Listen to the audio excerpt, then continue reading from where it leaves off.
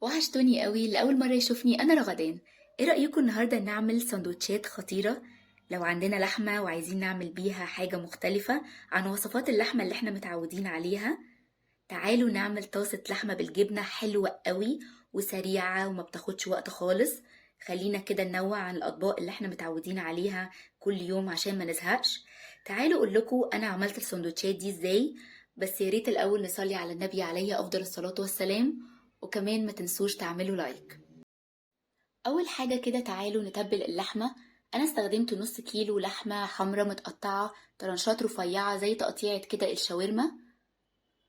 هحط عليها بقى 3 معالق كبار من الزبادي بما يعادل كوباية صغيرة من الزبادي الحجم الصغير. حطيت معلقة صغيرة مش مملية أو فلفل أسود، معلقة صغيرة بهارات لحمة، نص معلقة بصل باودر ونص معلقة توم باودر، معلقة صغيرة بابريكا، ومعلقة كبيرة من المستردة وربع معلقة من القرفة. بعد كده بقى هنقلب كل التوابل دي مع اللحمة، ومش محتاجين نسيبها أكتر من ربع ساعة ونص ساعة قبل ما نحطها على النار.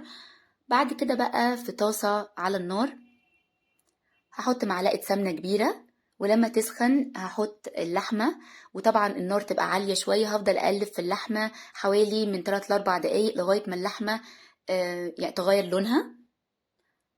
بعد كده هغطي على الطاسة او الحلة وهسيبها بقى عشان تستوي على نار هادية. هوطي النار، طبعا هتنزل ميتها اللحمة وهتشربها تاني. لو احتاجت ربع كوباية مية او نص كوباية مية بنقدر نزود، عايزين بس سواها يوصل ل95% عشان لسه بقية المكونات هنحطها عليها، وهتكمل تاني 7 أو من 10 دقايق على النار عشان ما تتهريش وتفضل محتفظة بشكلها ده.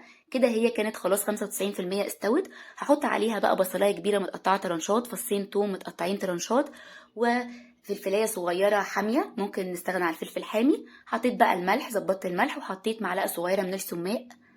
هقلب بقى البصل كده، هفضل اقلبه دقيقتين 3 على النار ان هو يدبل بس شويه.